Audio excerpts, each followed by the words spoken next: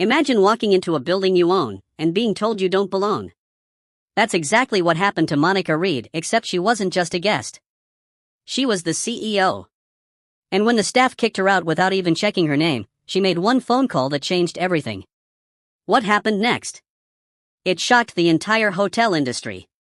She stood in the lobby, calm, composed, and completely in control of her presence. Her heels clicked softly against the marble floor. Her black tailored suit was crisp, her suitcase sleek and designer branded. She didn't need to scream power, she wore it like second skin. But none of that mattered to the front desk staff. They didn't see her strength, her success, or the fact that she belonged there more than anyone in the building. They only saw what they wanted to see.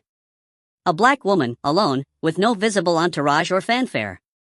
To them, she didn't look like a CEO. She looked like trouble. The receptionist, a young woman barely looking up from her phone, sighed loudly. "Ma'am, can I help you?" The woman gave a gentle smile. "Yes, I'm here to check in. Monica Reed." The receptionist raised an eyebrow and scoffed slightly. "We'll need your ID." Monica reached into her purse to retrieve it, but before she could hand it over, the receptionist leaned forward and added sharply, "Actually, I'm going to need to speak with the manager." 1 second. Moments later, the floor manager, a man in his mid-40s with a forced smile and tired eyes, came over. He took one look at Monica, did a quick scan from her shoes to her natural curls, and his smile faded. "No ID, no check-in," he said flatly. "I didn't say I don't have ID," Monica replied, still calm. "You didn't even give me a chance to show it." "Well," the manager said, glancing around uncomfortably, "we've had issues lately. We can't just let anyone wander in. And honestly, we don't want trouble here. Please leave." Monica paused, her ID still in hand. Her eyes met his. "I am a guest," she repeated, more slowly this time. But her words were meaningless to them. The staff had already decided who she was or who she wasn't. And in their minds, she didn't belong here. What they didn't know. They had just kicked out Monica Reed, the chief executive officer of the very hotel chain they were working for. She didn't just have a reservation, she owned the building they were standing in. Monica didn't yell. She didn't throw a scene. Instead, she calmly turned, wheeled her suitcase out through the gold-framed revolving doors, and walked back to the sleek black car that had dropped her off. She slid into the back seat, pulled out her phone, and made a call. It lasted only 30 seconds. "Activate code blue at Midtown," she said. "I want the live feed. I'll be walking back in shortly."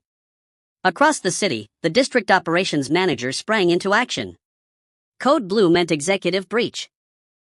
And it was no small matter. Security footage was pulled. Internal comms went silent.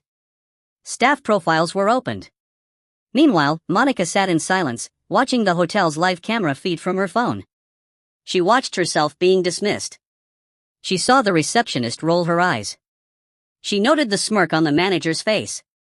And she made mental notes of every single employee who stood by and did nothing. Exactly 9 minutes later, Monica Reed walked back into the hotel. But this time, she wasn't alone. 2 corporate HR executives and the regional director of operations followed closely behind her, dressed in black suits, carrying clipboards and iPads. The same receptionist who dismissed her froze mid-sentence. The manager's eyes widened as he stepped out from a side hallway. "Ms. Reed," he asked, suddenly remembering her name. I didn't realize." Monica walked right past him and headed toward the center of the lobby. She turned to face them, her voice cool and deliberate. "You didn't realize," she repeated. "You didn't realize that the person you just kicked out is the CEO. The same person whose portrait hangs in the executive boardroom. The same person who signs your department's paychecks." Everyone fell silent. Guests began turning their heads. Staff members stopped in their tracks. The regional director stepped up and tapped a few names into his tablet. Then he looked at Monica and nodded. Monica didn't need to shout. She simply said, "You're fired. All of you." The receptionist's mouth fell open. "But ma'am, I didn't know." "You didn't ask," Monica cut in. "You judged. And then you dismissed. That's not how we treat people here. That's not how I run this company." By noon, the entire front desk team had been replaced. Monica personally met with every remaining staff member and asked one question: did you witness what happened earlier? And how did you respond? Those who spoke up in support, who apologized, who took accountability, they were offered new roles, additional training, or even raises. Those who looked the other way? They were sent packing. Because Monica wasn't just there to punish, she was there to set a new standard. That night, Monica issued a short statement to her followers online: sometimes, the loudest way to lead is through action. And sometimes, the most powerful words are the ones you don't have to speak. Because your success already does the talking. Her post went viral. Millions saw the clip of her walking back into the hotel flanked by corporate staff. Comments flooded in, praising her poise, her power, and her professionalism. But for Monica Reed, it wasn't about going viral. It was about making sure no one, no matter their background, would ever feel like they didn't belong in a space they helped build. Monica wasn't flashy. She didn't walk in like she owned the place, even though she did. No bodyguards, no media entourage, no loud announcements. She didn't carry herself with arrogance or entitlement. She carried herself with quiet confidence, the kind built from years of hard work, countless sleepless nights, and climbing her way up in an industry that wasn't built for her. To the untrained eye, Monica Reed was just another woman walking into a hotel lobby. But there were signs, clear, unmistakable signs, that she wasn't just anyone. Let's talk about what they missed. First, the luxury black car that dropped her off. A polished Mercedes S-Class with tinted windows, registered under the hotel's executive account. The driver opened the door for her, nodded respectfully, and even carried her luggage inside. Not a single staff member at the front desk looked up. They were too busy chatting, checking their phones, and making snap judgments from across the room. Then, there was the company badge clipped to her travel bag. It was subtle, sure, but clearly visible. A custom leather tag bearing the initials of the hotel brand, along with her full name, Monica L. Reed, Chief Executive Officer. Right there in gold. It hung from the zipper as she rolled her bag in, but no one cared to read it. No one even noticed. Or worse, they noticed, and still chose not to acknowledge her. And perhaps most damning of all, the hotel's general manager had been personally notified of her arrival days in advance. An email had been sent, marked with high importance. It included a formal itinerary, special arrangements for her suite, and even a staff-wide notice to prepare for her visit. But clearly, the message didn't get passed down. Or maybe, it did, and the staff simply didn't believe it could be her. Because Monica didn't look like the CEO they had imagined. Still, Monica didn't argue. She didn't flash credentials. She didn't raise her voice. She didn't announce, "Do you know who I am?" No. She watched. Quietly. Intentionally. Every word. Every action. Every micro-expression on the faces of the people who were supposed to represent her brand. She let it all play out because Monica understood something powerful: when people show you who they are the first time, believe them. She stood there with grace, but inside, her chest tightened. Not out of embarrassment. Not even anger. But disappointment. Because this wasn't the first time something like this had happened. Monica had built an empire, one hotel at a time. She had signed multi-million-dollar deals, negotiated across boardroom tables filled with powerful men who underestimated her. She had sat through countless meetings where people assumed she was the assistant, not the boss. She had faced it all. And she had risen above it, time and again. But this? This moment, standing in her own hotel, being dismissed like a nobody, hit different. Because it wasn't coming from outside competitors. It wasn't a random encounter on the street. It was happening inside the very walls she had poured her heart and soul into. This hotel was one of her flagship properties. She had overseen its design, picked out the lobby flooring herself, and even flown in to personally meet with the architect during construction. And yet, here she was, being treated like a trespasser in her own house. Why? Because they didn't expect someone like her to be in a position like that. Monica didn't need to make a scene. She understood that real power doesn't always need to be loud. Sometimes, it's in the silence. Sometimes, it's in the calm before the storm. And in that moment, she made a decision not out of revenge, but out of responsibility. She wasn't going to let this go. Not for her ego. But for every young black girl who might one day walk into that lobby, confident and deserving, and be treated as if she didn't belong. That had to change. And as the CEO, Monica had the power and the duty to change it. She turned and walked out of the building, not defeated, but determined. She didn't look back. She didn't have to. Because she already knew what was coming next. 9 minutes later, she would walk back in. Not as the woman they tried to dismiss, but as the boss ready to clean house and rebuild the culture from the inside out. Monica Reed stepped outside the hotel with her suitcase rolling quietly behind her. The sun was beginning to set, casting a golden glow across the busy city streets. People were rushing by, taxis honking, tourists snapping pictures. But Monica stood still, silent in the middle of it all. Her face was calm, but her eyes told another story. She had just been dismissed, disrespected, and kicked out of a hotel she owned. And not just any hotel, one of her flagship properties. A hotel she had poured her time, vision, and heart into. She pulled her phone from her blazer pocket, opened her contacts, and tapped a name simply labeled.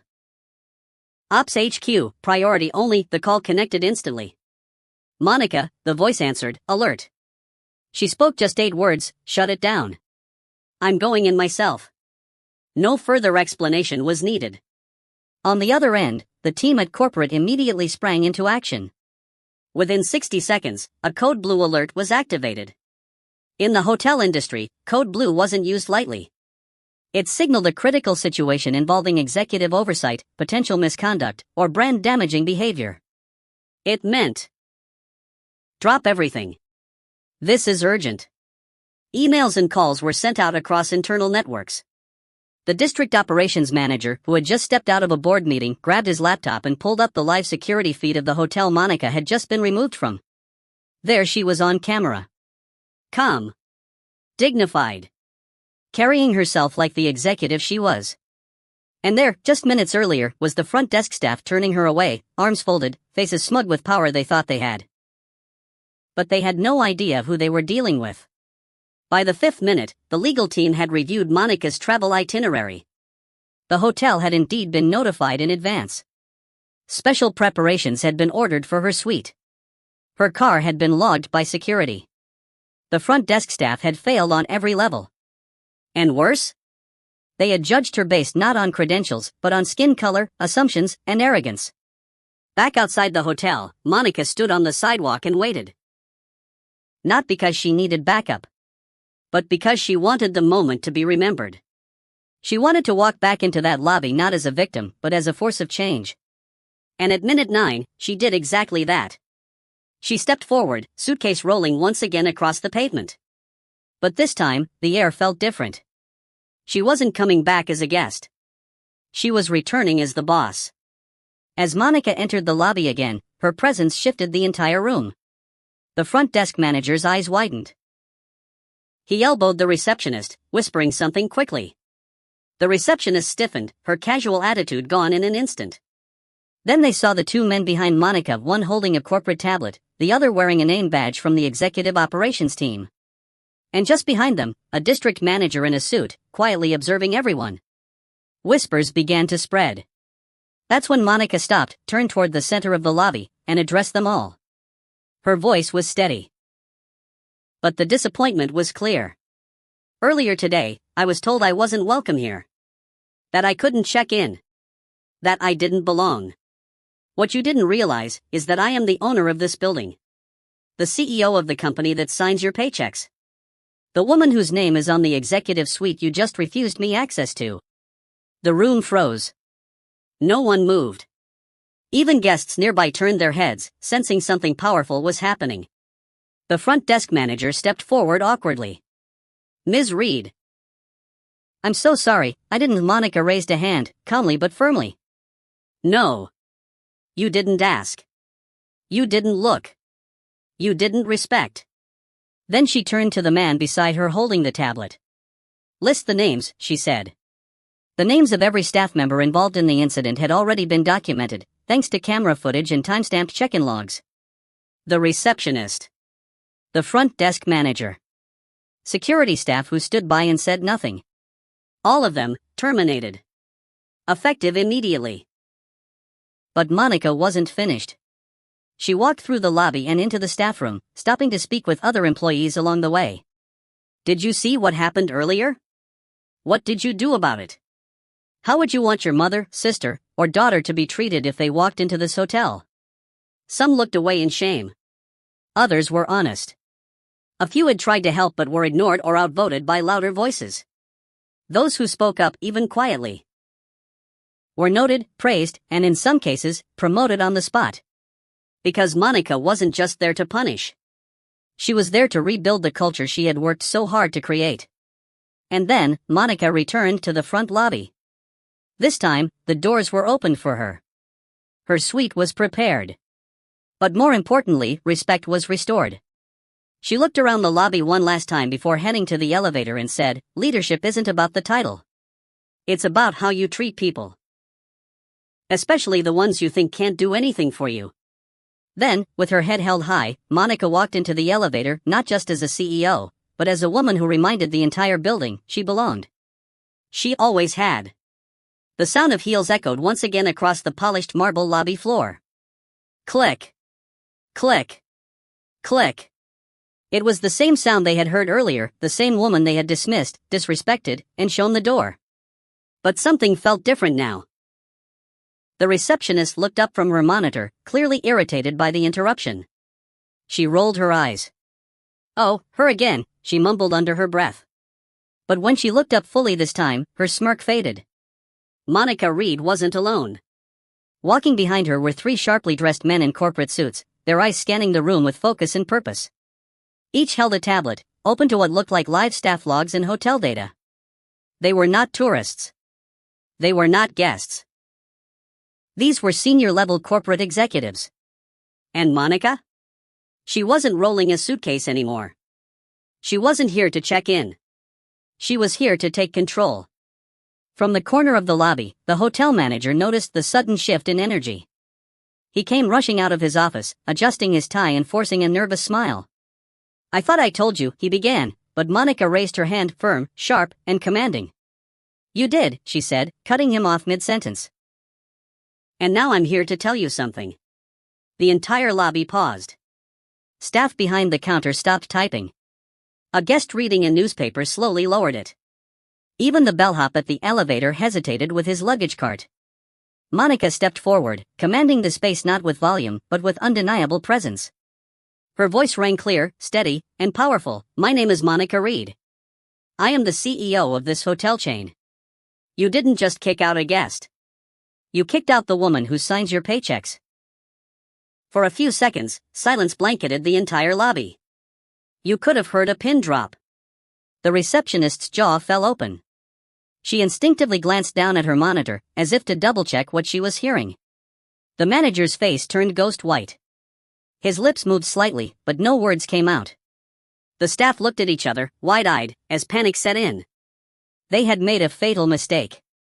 Not just because they turned away a guest, but because they had judged someone by appearance, made assumptions, and acted with arrogance in front of the very person who held their careers in her hands.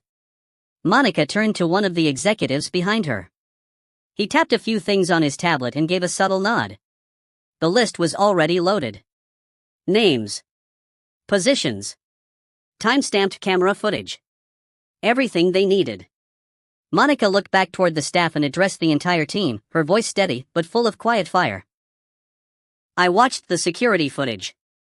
I listened to how I was spoken to. I saw who stood by. And I saw who didn't do a thing." She let those words hang in the air for a moment, long enough for the weight of it to settle on their shoulders. "This is not just about me being the CEO. This is about how any guest could have been treated. How many people have you dismissed? How many have you looked down on because you assumed they didn't belong here?"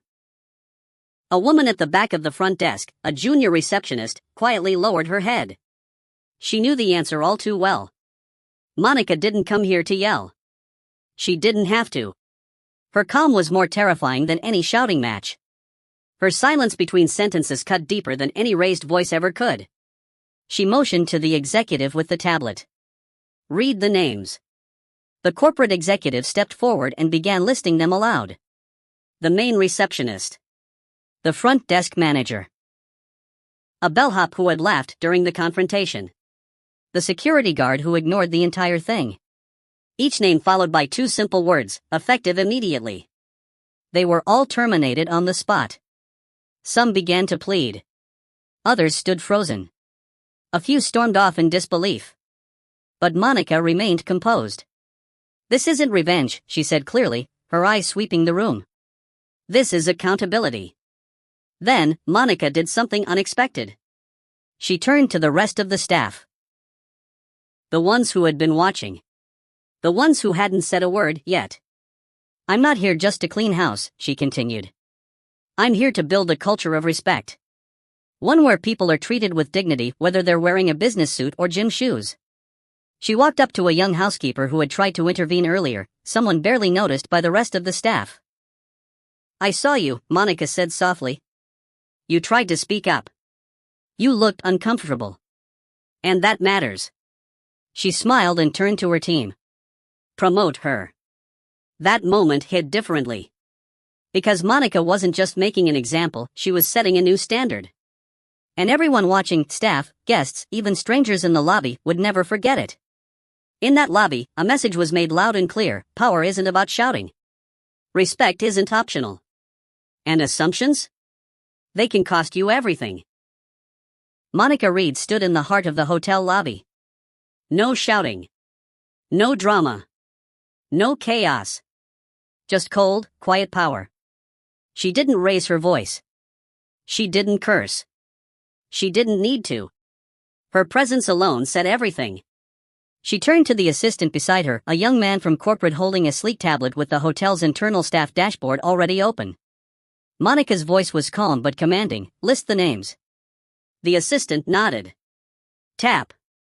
The first name came up. The receptionist. The one who dismissed Monica before she could even speak, who assumed she didn't belong, and who rolled her eyes as she turned her away. Tap. The front desk manager, the one who escalated the situation, who looked Monica up and down and said, "We don't want trouble here," as if she were a threat, not a VIP. Tap. The security guard, the one who stood by silently, watching the whole scene unfold from 10 feet away and chose to look the other way. Monica didn't flinch. "All terminated," she said. "Effective immediately. No ceremony. No drawn-out investigations. Because this wasn't a case of misunderstanding. This was a case of culture, a toxic one, and Monica had no room for it in the empire she was building." But she didn't stop there. Monica turned on her heel and began walking the hallways of her own hotel, now not just as CEO, but as a leader on a mission. She walked past the concierge desk, past the restaurant entrance, into the staff lounge, and even down to the service corridors behind the front-facing areas. At every stop, she asked the same simple, piercing question: "Did you see what happened earlier? And what did you do about it?" The question struck deeper than most expected. Some stuttered. Some couldn't look her in the eye. A few tried to shift the blame: "I thought it wasn't my place," or "I didn't want to get involved." Monica nodded. She didn't argue. She didn't need to. She simply said, "Thank you," and moved on. But internally, she was making mental notes. Those who stayed silent when they saw wrong? Gone. Those who made excuses? Replaced. Those who tried to protect their image instead of doing the right thing? They were the problem. But then, she came across a young housekeeper, barely 22, quiet, wearing worn sneakers and holding a cart of linens. Monica remembered her face. She had seen her on the security footage. This young woman had paused in the hallway when Monica was being turned away. She had looked confused. Concerned. She had taken a step forward only to be waved off by the front desk manager. And she had hesitated, then returned to her duties with a heavy heart. Monica stopped in front of her. The woman froze. "Ma'am." "I didn't know what to do," she whispered. Monica looked at her gently. "You tried," she said. "That's what matters." Then she turned to her assistant. "Promote her. And enroll her in our leadership development program." The woman's eyes filled with tears.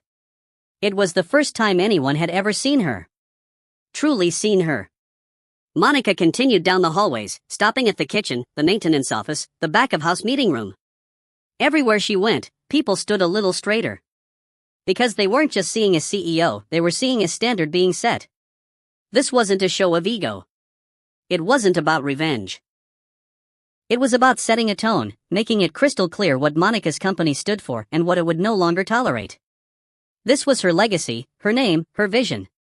And if anyone was going to represent her brand, they had to reflect the values she built it on: respect, integrity, action over apathy. When Monica returned to the lobby, it felt transformed. Not because the building had changed, but because the energy had. People had seen what leadership looked like, real leadership. She stood at the center of the lobby once more, turned to the remaining staff, and said, "I didn't build this business so people like me could be treated like strangers. I built it so that no one, regardless of race, age, gender, or background, would ever feel like they didn't belong." She looked around, locking eyes with each person. "From this moment forward, if you see something wrong, you act. If you treat someone with disrespect, you're gone. If you protect the culture we're building here, you will rise." There was no applause. No music. No theatrics. But every person in that room stood taller that day. Because they had just witnessed something rare, a boss who didn't just demand excellence, but lived it. By the next morning, the hotel didn't feel the same. Something in the air had shifted. The staff whispered in the hallways. Guests leaned over breakfast tables, eyes glued to their phones, watching the security footage clips, the guest-recorded videos, and the still frames of a poised woman walking through the lobby with authority. Monica Reed's return had become a legend overnight. The story was spreading like wildfire. A guest who'd been seated in the lobby during the confrontation uploaded a 23-second video titled, "This lady just fired the whole hotel staff. Plot twist, she owns it." The clip caught Monica calmly announcing her position, followed by the shocked faces of the employees being let go. Within hours, it hit 2.3 million views on TikTok. By noon, it was reposted to Instagram Reels and YouTube Shorts, trending with the hashtag #SeeOurRevenge. Another guest stitched the video, adding her commentary, "They kicked out a black woman from her own hotel. And she came back like a queen and cleaned house." Iconic. The internet lit up. #she fired them, #Monica Reed, #SeeOurJustice, #respect starts at the top, #built by her. These were just a few of the trending hashtags filling timelines. But behind the viral moment was a very real, very powerful message, one Monica herself wanted to deliver on her own terms. So later that day, she issued a short but direct press statement. No flashing lights. No grand podium. Just her, a mic, and her message: when people judge you based on how you look, not who you are, it's not just wrong. It's dangerous. She paused, letting the words settle. This isn't just about me. It's about every woman. Every person of color. Every human being who's ever been told, "You don't belong here." Well, guess what? I built this place. And I'll keep building places where everyone belongs. That quote hit like lightning. It was reposted by business pages, leadership podcasts, empowerment channels, and even celebrity accounts. People who had never heard of Monica Reed before now knew her name and what she stood for. But here's the thing, she didn't do it for the applause. Monica didn't care about going viral. She wasn't looking for social clout. She didn't need validation from strangers online. She did it for every young girl who might one day walk into a lobby like that, bright, qualified, deserving, and be told she doesn't belong. She did it for the employees who want to do better but work under toxic leadership, afraid of change. She did it for her own story, the one that started with being underestimated, disrespected, and second-guessed at every turn. And she did it because real change doesn't trickle up, it starts at the top. After the media buzz settled, Monica called a private all-hands meeting with the hotel chain's regional management teams. She didn't rant. She didn't scold. She simply asked one question: what kind of legacy are we building? Then she rolled out a new company-wide initiative. Mandatory respect and bias training for all staff. A new guest-first protocol, ensuring no one is dismissed based on assumptions. A see something, say something policy, empowering employees to report discrimination or misconduct without fear of retaliation. An annual scholarship program for underrepresented women in hospitality leadership. This wasn't just damage control. This was Monica turning a moment into a movement. And while social media continued to cheer her name, Monica stayed focused on the mission. She didn't bask in the spotlight. She got back to work because she knew that viral fame fades, but impact lasts. She visited other properties under her brand, unannounced. She met with junior staff and listened to their concerns. She restructured leadership boards to reflect diversity not just in race or gender, but in thought, empathy, and lived experience. Because she knew this truth. People don't remember what you built. They remember how you made them feel. And Monica was determined that no one under her roof would ever feel small again. 1 month after the incident, Monica received a handwritten letter. It was from the young housekeeper she had promoted that day, the one who tried to speak up. "I never thought someone like me could be seen by someone like you," it read. "You didn't just change the hotel. You changed me. Thank you for showing me what leadership really looks like." Monica folded the letter and smiled. She pinned it to the corkboard in her office. Because that was why she did it. Not for the cameras. Not for the headlines. But for the people. And in that quiet truth, Monica knew. She hadn't just fired a team. She'd sparked a transformation. If this story moved you, inspired you, or just made you say wow, don't forget to hit that like button, subscribe for more powerful true stories, and turn on the notification bell so you never miss what's coming next. Drop a comment below. What would you have done in Monica's shoes?